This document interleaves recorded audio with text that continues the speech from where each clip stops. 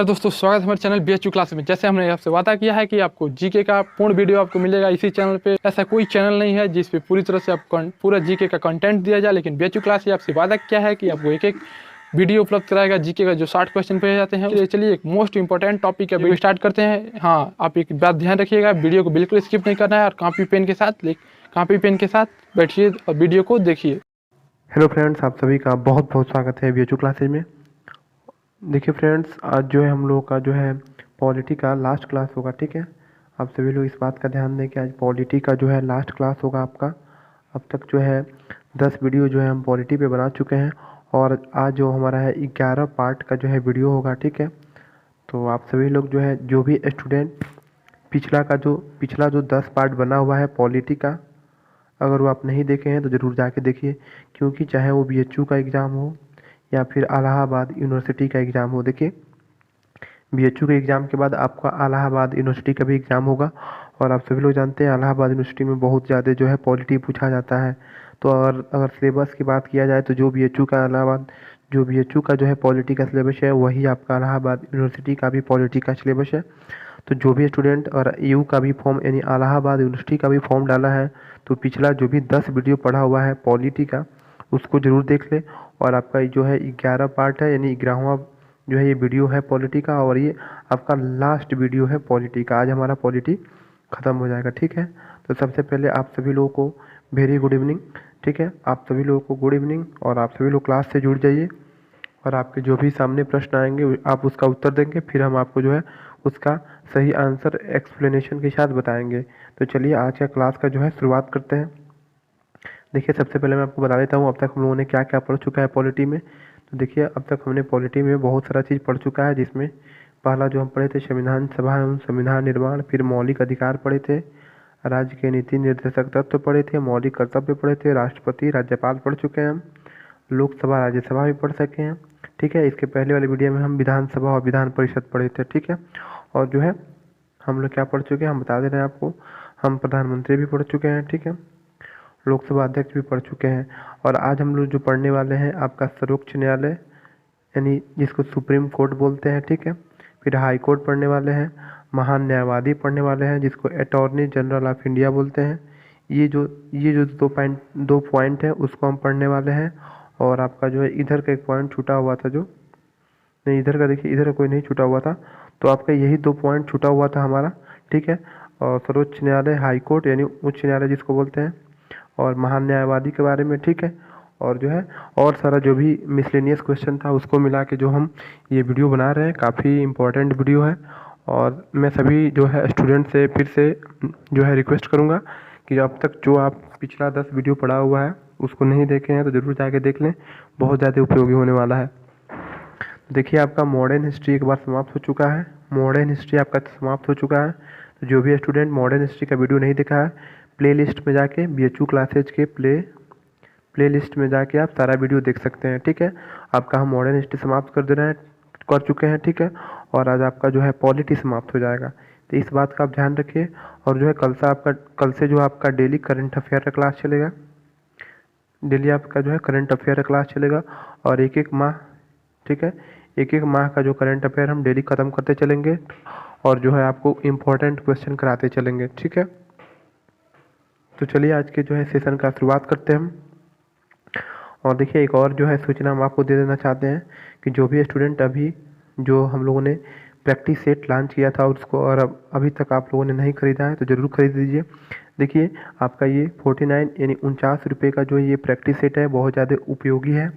ठीक है, इसको जो है इस प्रैक्टिस सेट में आपको 5 मॉडल पेपर मिल जाएंगे। ठीक है, 5 मॉडल पेपर मिलेंगे। ठीक है, और जो है आपका 5 मॉडल पेपर वो भी जो NTA का जो है NTA का लेटेस्ट सिलेबस है उसके सिलेबस और पैटर्न के आधार पे ये मॉडल पेपर बनाया गया है। ठीक है, तो इस बात का बिल्कुल ध्यान रखिए, इसमें 5 मॉडल सेट है और 5 जो है प्रीवियस ईयर है, 5 प्रीवियस ईयर भी आपको दिया गया है। 2016 से लेकर 2020 तक का जो है प्रीवियस ईयर पेपर भी इसमें शामिल किया गया है। तो आप सभी लोगों से ये रिक्वेस्ट है कि आप जो है प्रैक्टिस सेट नहीं लिए हैं तो ले लीजिए। देखिए, प्रैक्टिस सेट से आपको फ़ायदा में बता देते हैं क्या होने वाला है। देखिए, सबसे पहले तो अब तक आप लोगों ने जो भी सब्जेक्ट पढ़ चुका है, चाहे वो हिंदी हो, GK GS हो, ठीक है, या फिर मैथ्स हो, आपको कैसे पता चल जाएगा कि आपकी तैयारी अच्छी है? जब तक आप प्रैक्टिस सेट या फिर प्रीवियस ईयर क्वेश्चन सॉल्व नहीं करेंगे तब तक आपकी जो तैयारी का सही अंदाज़ा नहीं लग पाएगा, ठीक है। तो आप प्रैक्टिस सेट को जरूर खरीद लें। 49 रुपया कोई ज़्यादा नहीं है, आप एक दिन में जो है ऐसे खा जाते होंगे 49 रुपया, 49 रुपया आप तो खा जाते हैं एक दिन में, तो इसलिए प्रैक्टिस सेट ले लें और अपना तैयारी जो है कंटिन्यू रखें। चलिए ठीक है, तो आज के सेशन का हम शुरुआत करते हैं। पहला जो है प्रश्न आपके सामने है, सभी लोग इसका सही आंसर दीजिए, ठीक है। पहला क्वेश्चन है आपका, निम्नलिखित में किसके अंतर्गत भारत में सर्वप्रथम सर्वोच्च न्यायालय की स्थापना हुई थी? देखिए, सबसे पहले जो है सुप्रीम कोर्ट यानी सर्वोच्च न्यायालय कब स्थापना हुआ था, किसके तहत हुआ था स्थापना, ये आपको बताना है। आपके सामने 4 ऑप्शन दिया हुआ है, तो सभी लोग सही सही आंसर दीजिए। सभी लोग सही सही आंसर दीजिए, कौन सा जो है आपका ऑप्शन सही होगा, ठीक है। तो सभी लोग इसका सही आंसर बताइए। देखिए, इसका सही आंसर हो जाएगा आपका ऑप्शन नंबर ए, यानी ऑप्शन नंबर ए आपका इसका सही आंसर होगा, ठीक है। तो रेगुलेटिंग अधिनियम, जिसको रेगुलेटिंग रेगुलेटिंग रेगुलेटिंग एक्ट भी बोलते हैं, ठीक ना। तो रेगुलेटिंग एक्ट कब आया था? 1773 में जो है इसके तहत क्या हुआ था, तो भारत में सबसे पहली सर्वोच्च न्यायालय की स्थापना हुई थी। और कहाँ हुआ था? तो कलकत्ता में, ठीक है। इस चीज़ का आप ध्यान रखिए। चलिए अगले प्रश्न की ओर बढ़ते हैं। अगला प्रश्न आपके सामने है, सभी लोग आंसर दीजिए। वर्तमान में सर्वोच्च न्यायालय में मुख्य न्यायाधीश के अतिरिक्त कितने न्यायाधीश का प्रावधान किया गया है? सभी लोग आंसर दीजिए। देखिए, आप सभी लोग जानते हैं वर्तमान में जो हमारा सुप्रीम कोर्ट है, जिसको हम लोग क्या बोलते हैं? सर्वोच्च न्यायालय बोलते हैं, जिसको हम सर्वोच्च न्यायालय बोलते हैं, ठीक है। सुप्रीम कोर्ट कहाँ पे इस समय हमारा है? तो दिल्ली में है। आप सभी लोग जानते हैं कहाँ है? तो दिल्ली में है अपना सर्वोच्च न्यायालय, सुप्रीम कोर्ट है, ठीक है। तो बताना है आपको उसमें कितने, यानी एक होते हैं चीफ जस्टिस ऑफ इंडिया, यानी मुख्य जो जज होते हैं सुप्रीम कोर्ट के मुख्य जज को क्या बोलते हैं? Chief justice of India. C से चीफ, जे से जज, आई से ऑफ इंडिया, ठीक है। इस बात का ध्यान रखिए। तो आपको बताना है सीजीआई के अलावा कितने जज और होते हैं आपके सुप्रीम कोर्ट में। तो सभी लोग आंसर दीजिए इसका। देखिए, इसका सही आंसर होगा 33, यानी 33, यानी टोटल कितने होते हैं? 34 हो जाते हैं, मतलब सीजीआई को लेके, यानी मुख्य जज को लेके, सुप्रीम कोर्ट के मुख्य जज को छोड़ के कितने होते हैं? तो 33, और टोटल पूछा जाए तो 34, ठीक है। इस बात का आप ध्यान रखिए। चलिए अगले प्रश्न पर बढ़ते हैं। सर्वोच्च न्यायालय के अन्य न्यायाधीशों की नियुक्ति कौन करता है? सभी लोग आंसर दीजिए कि जो सर्वोच्च न्यायालय में एक होता है सीजीआई, मतलब चीफ जस्टिस ऑफ इंडिया, जो आपके सर्वोच्च न्यायालय के मुख्य न्यायाधीश होते हैं, और अन्य न्यायाधीश भी होते हैं, ठीक है। तो यहाँ पे पूछा गया है कि अन्य न्यायाधीशों की नियुक्ति कौन करता है। तो देखिए, चाहे वो सीजीआई हो, ठीक है, और चाहे वो अन्य न्यायाधीश हो, दोनों की जो नियुक्ति कौन करता है? तो आपके राष्ट्रपति महोदय करते हैं। इस बात का आप ध्यान रखिए। चलिए अगले प्रश्न की ओर बढ़ते हैं। भारत के सर्वोच्च न्यायालय का एक न्यायाधीश कितनी उम्र तक अपने पद पर बना रह सकता है? सभी लोग आंसर दीजिए कि जो भारत के सर्वोच्च न्यायालय है उसके जो है न्यायाधीश कितनी उम्र तक अपने पद पर बना रह सकते हैं, मतलब कितने वर्ष बाद वो रिटायर हो जाते हैं सुप्रीम कोर्ट के जज। आपको इसका आंसर देना है। क्वेश्चन नंबर जो है 19 आपके दिख रहा है स्क्रीन पे, सभी लोग आंसर दीजिए। देखिए, इसका सही आंसर होगा 65, यानी सुप्रीम कोर्ट यानी जो सर्वोच्च न्यायालय है उसके जो भी न्यायाधीश होते हैं, ठीक है, वो कितने साल तक जो है अपने पद पे रहते हैं? तो 65 साल तक, यानी जैसे ही उनका उम्र 65 साल हो जाता है उसके बाद वो रिटायर हो जाते हैं। 65 साल बाद क्या हो जाते हैं? रिटायर हो जाते हैं, ठीक है। तो इस बात का आप ध्यान रखिए। तो कितना हो जाएगा? 65 हो जाएगा। चलिए अगले प्रश्न पे बढ़ते हैं। उच्चतम न्यायालय के न्यायाधीशों की जो है सेवानिवृत्ति की आयु है, ठीक है। उच्चतम न्यायालय मतलब वही आपका सुप्रीम कोर्ट। लग रहा है यही प्रश्न 2 बार हो गया है, ठीक है। देखिए, भारत का सर्वोच्च न्यायालय कहा जाए या फिर उच्चतम न्यायालय कहा जाए, दोनों एक ही चीज़ है, ठीक है। उच्चतम न्यायालय कहिए या सर्वोच्च न्यायालय कहिए, दोनों क्या है? एक ही चीज़ है। तो इसका भी आंसर क्या हो जाएगा? तो आपका 65 ही हो जाएगा, ठीक है। इस बात का आप ध्यान रखिए। इसका भी क्या आंसर होगा? तो 65।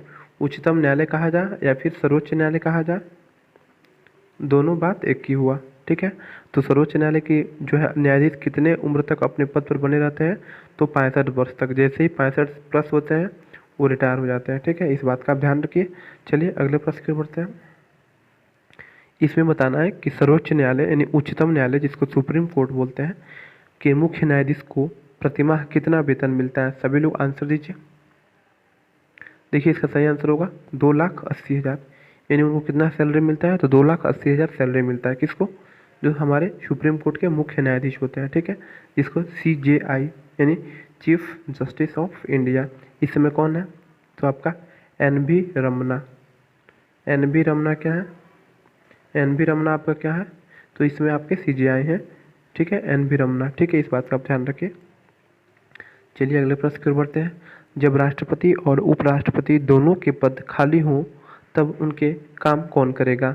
मान लीजिए हमारे देश में राष्ट्रपति महोदय कहीं चले गए हों, ठीक है, राष्ट्रपति महोदय किसी दूसरे देश में चले गए हों और उपराष्ट्रपति भी उस समय देश में उपस्थित ना हों, तो उस समय जो है आपका वो जो पद होगा कौन संभालेगा? ठीक है, तो उनके पद जो खाली पद होगा वो कौन संभालेगा? तो सभी लोग सही सही आंसर दीजिए। देखिए इसका सही आंसर हो जाएगा आपका भारत के मुख्य न्यायाधीश।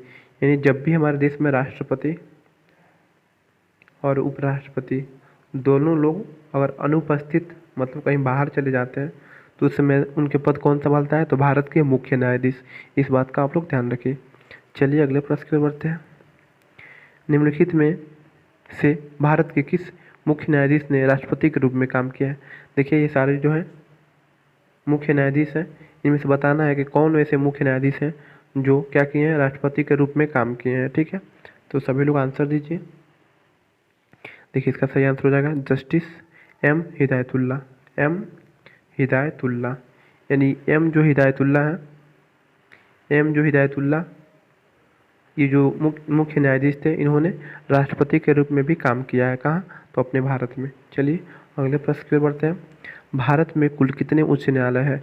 आप सभी लोग कमेंट बॉक्स में आंसर दीजिए कि भारत में वर्तमान में कुल कितने उच्च न्यायालय हैं।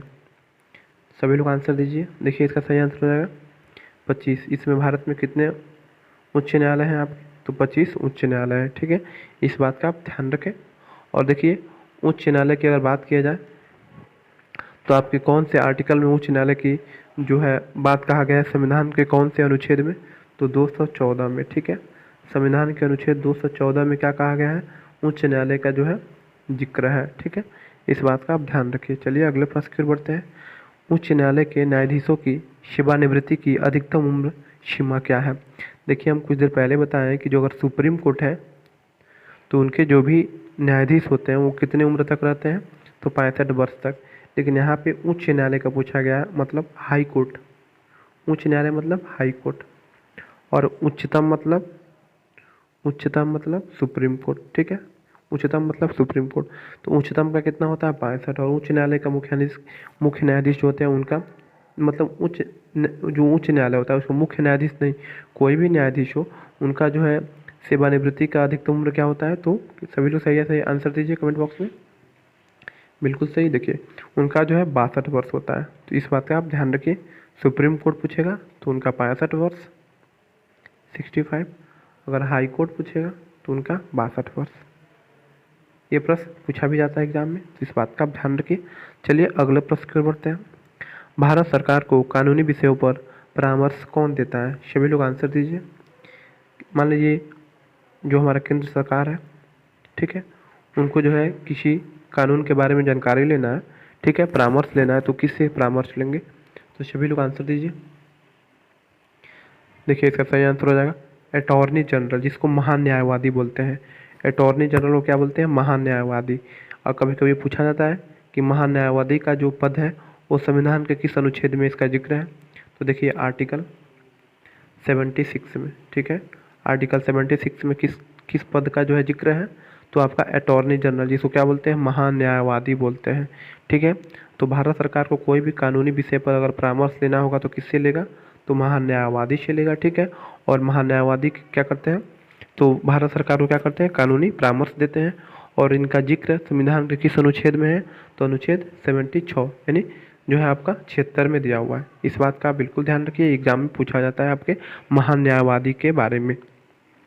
चलिए अगले प्रश्न की ओर बढ़ते हैं, ठीक है। अगला प्रश्न देखिए, ये प्रश्न भी देख लीजिए, इसका तो आंसर आपको दिख भी रहा है, लेकिन अच्छा प्रश्न है, ये पूछा भी गया है कई जगह। क्या भारत के महान्यायवादी संसद के किसी भी सदन या उसकी समिति की बैठक में अपना वक्तव्य रख सकता है? देखिए जो है ये महान न्यायवादी होते हैं, जिसको अटॉर्नी जनरल बोला जाता है। देखिए, ये न तो लोकसभा के, न ही राज्यसभा के, न तो लोकसभा के सदस्य होते हैं, न तो राज्यसभा के सदस्य होते हैं, लेकिन किसी भी सदन में, संसद के किसी भी सदन में, यानी चाहे वो लोकसभा हो या राज्यसभा हो, उनका जो बैठक में ये भाग ले सकते हैं, वहाँ पे अपना राय रख सकते हैं। ठीक है, तो ये चीज़ें कई बार एग्जाम में पूछ लिया जाता है। ठीक है, इस चीज़ का आप ध्यान रखिए। चलिए अगले प्रश्न की ओर बढ़ते हैं। आपके सामने प्रश्न है, आप सभी लोग इसका आंसर दीजिए। अभी हम कुछ देर पहले समझाए हुए हैं इस प्रश्न को। एक गैर सदस्य के रूप में संसद के किसी एक सदन में कार्यवाही एक सदन की कार्यवाही में कौन भाग ले सकता है? देखिए, गैर सदस्य के रूप में मतलब वो संसद के जो है सदस्य न हो, ठीक है, फिर भी वो भाग ले रहा हो उसके कार्यवाही में, मतलब वहाँ पे जो भी कार्यवाही होता है, लोकसभा हो या राज्यसभा हो, ठीक है, उससे कार्यवाही में भाग ले सकता है, लेकिन इन दोनों का वो मेंबर नहीं है, फिर भी इन दोनों जगह वो भाग ले सकता है, वहाँ पे अपना कोई बात रख सकता है। ये कौन सा व्यक्ति है? ठीक है, उपराष्ट्रपति, मुख्य न्यायाधीश, महान न्यायवादी, मुख्य निर्वाचन आयुक्त। देखिए, इसका सही आंसर हो जाएगा आपका महान न्यायवादी। महान न्यायवादी जो है लोकसभा या राज्यसभा के सदस्य नहीं होते हैं, फिर भी वो इसके जो है कार्यवाही में भाग ले सकते हैं। ठीक है, ये कई बार प्रश्न पूछा गया है कई जगह, इस चीज़ का आप नोट कर लीजिए, ध्यान रखिए। चलिए अगले प्रश्न की ओर बढ़ते हैं। अगला प्रश्न है आपका, संविधान के किस अनुच्छेद के तहत राष्ट्रीय आपातकाल की उद्घोषणा राष्ट्रपति जी करते हैं? मतलब संविधान के कौन से अनुच्छेद में लिखा हुआ है राष्ट्रीय आपातकाल के बारे में? राष्ट्रीय आपातकाल के बारे में कौन से अनुच्छेद में लिखा हुआ है? सभी लोग आंसर दीजिए, सभी लोग आंसर दीजिए। तो देखिए, राष्ट्रीय आपातकाल के बारे में किस अनुच्छेद में लिखा हुआ है? सही बता रहे हैं आप लोग, अनुच्छेद 352 में लिखा हुआ है, आर्टिकल 352 में लिखा है। देखिए, जो हमारा आपातकाल है, ठीक है, आपातकाल के बारे में संविधान के भाग 18 में जिक्र है। संविधान के भाग 18 में अनुच्छेद 352 से लेके और 360 तक किसके बारे में बताया गया है? तो आपातकाल के बारे में बताया गया है। और जब केवल राष्ट्रीय आपातकाल के बारे में पूछा जाए तो राष्ट्रीय आपातकाल कहाँ से कहाँ तक है? कहाँ से कहाँ तक नहीं, किस आर्टिकल में है? तो 352 में है। और पूरा आपातकाल की बात किया जाए तो 352 से 360। और कौन से भाग में? तो भाग 18 में। कभी कभी पूछ लिया जाता है कि संविधान के किस भाग में आपातकाल का जो है जिक्र है, तो कौन से भाग में है? तो भाग 18 में है। ठीक है, इस बात का आप ध्यान रखिए। चलिए अगले प्रश्न में बढ़ते हैं। अब तक कितनी बार राष्ट्रीय आपातकाल की उद्घोषणा राष्ट्रपति द्वारा की जा चुकी है? मतलब अब तक कितने बार जो है हमारे देश में राष्ट्रीय आपातकाल की घोषणा हुई है? सभी लोग बताइए। देखिए, 3 बार हुआ है। पहला कब हुआ था? तो 1962 में, ठीक है, जब हमारा भारत और चाइना से, मतलब अपने देश और चाइना से जब युद्ध हुआ था तो उस समय लगा था। ठीक है, दूसरी बार 1971 में लगा था। ठीक है, जब जो है इंडिया और पाकिस्तान से युद्ध हुआ था। ठीक है, उसके बाद फिर कब लगा था? 1975 में लगा था, यानी जब इंदिरा गांधी जी ने लगाया था। ठीक है, इंटरनल डिस्टर्बेंस। ठीक है, उसके जो है ग्राउंड पे कौन लगाया था? तो इंदिरा गांधी। कब लगाई थी? 1975 में आपातकाल लगाई थी। ठीक है, उसके पहले 1971 में लगा था और उसके पहले 1962 में। अब तक यानी टोटल 3 बार राष्ट्रीय आपातकाल की उद्घोषणा हो चुका है हमारे देश में। तो इसका कौन सा आंसर सही हो जाएगा? तो 3। ठीक है, चलिए अगले प्रश्न पर बढ़ते हैं। देखिए, अगला प्रश्न है आपका, सभी लोग आंसर दीजिए। संविधान के किस अनुच्छेद के तहत राज्यों में संवैधानिक तंत्र के विफल होने पर राष्ट्रपति शासन लागू किया जाता है? देखिए, कोई भी राज्य है, कोई भी राज्य, वहाँ पे क्या होते हैं? एक राज्यपाल होते हैं। ठीक है, राज्यपाल होते हैं। तो मान लीजिए किसी राज्य में जो है संविधान के अनुसार काम नहीं हो रहा है, ठीक है, वहाँ पे संविधान का जो है पालन नहीं हो रहा है, तो राज्यपाल महोदय क्या करते हैं? शिकायत करते हैं। किससे? राष्ट्रपति से शिकायत करते हैं। और जो ये राष्ट्रपति महोदय हैं अपने कैबिनेट, यानी कैबिनेट के जो है सलाह से क्या करते हैं? उस राज्य में क्या कर देते हैं? राष्ट्रपति शासन लागू कर देते हैं। तो यहीं पे पूछा है, यहाँ पे पूछा है कि राष्ट्रपति शासन किस अनुच्छेद में लिखा हुआ है राष्ट्रपति शासन के बारे में? तो सभी लोग उत्तर दीजिए। तो देखिए, राष्ट्रपति शासन किस अनुच्छेद में लिखा है? तो अनुच्छेद 356 में लिखा हुआ है। ठीक है, चलिए अगले प्रश्न की ओर बढ़ते हैं। भारत के नियंत्रक तथा महालेखा परीक्षक की नियुक्ति कौन करता है? देखिए, नियंत्रक तथा महालेखक परीक्षक, इसको कैग भी बोलते हैं, CAG। सी से क्या होता है? कंप्ट्रोलर, COM कभी फुल फॉर्म भी पूछ लिया जाता है, तो इसको नोट कर लीजिए आप। COMPTROLLER, comptroller. एंड ऑडिटर, ये से क्या होता है ऑडिटर, AUDITOR एडिटर। फिर जी से general of India, general of India. देखिए कई बार फुल फॉर्म पूछा गया है, ठीक है। कई बार लोग सी से कंट्रोलर मार देते हैं, लेकिन कंट्रोलर नहीं, ये COM है, COM है, ठीक है। तो इसका फुल फॉर्म आप लोग नोट कर लीजिए। इसको हिंदी में बोलते हैं भारत के नियंत्रक तथा महालेखा परीक्षक। इनका नियुक्ति कौन करता है, सभी लोग आंसर दीजिए। देखिए सबसे पहले इसका फुल फॉर्म लिख लीजिएगा, उसके बाद इसका आंसर देना है कि इसका नियुक्ति कौन करता है, यानी कैग का नियुक्ति कौन करता है, ठीक है। तो देखिए इसका सही आंसर हो जाएगा आपका, कैग का नियुक्ति कौन करता है, तो राष्ट्रपति महोदय करते हैं, ठीक है। कौन करता है कैग की नियुक्ति, तो राष्ट्रपति महोदय करते हैं, ठीक है। चलिए अगले प्रश्न की ओर बढ़ते हैं। और एक और बात जान लीजिए कि जो है कैग के बारे में हमारे संविधान के किस अनुच्छेद में जानकारी दिया गया है, तो आर्टिकल 148 में। आर्टिकल 148 में किसके बारे में जानकारी दिया गया है, तो आपके कैग के बारे में। कैग मतलब भारत के नियंत्रक तथा महालेखक परीक्षक को क्या बोलते हैं, कैग बोलते हैं, ठीक है। और आपसे पूछ लिया जाए महान्यायवादी किस आर्टिकल में दिया गया था, तो कुछ देर पहले हम बताए थे अनुच्छेद 76 में, ठीक है। महान्यायवादी के बारे में दिया गया है, और कैग के बारे में आर्टिकल 148 में दिया हुआ है। इस बात का आप ध्यान रखिए। चलिए अगले प्रश्न की ओर बढ़ते हैं। देखिए यही अपना जो है लास्ट प्रश्न था, ठीक है। और देखिए आज का जो है पॉलिटी यहीं पे समाप्त होता है। इसी के साथ जो है वीडियो को आज यहीं पे ख़त्म करते हैं। और आप सभी लोगों को बहुत बहुत धन्यवाद।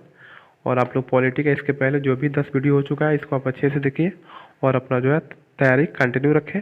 और जो लोग भी प्रैक्टिस सेट नहीं करते हैं वो खरीद लीजिए और अपना प्रैक्टिस स्टार्ट कर दीजिए प्रीवियस ईयर पेपर से और मॉडल पेपर से। चलिए बहुत बहुत धन्यवाद।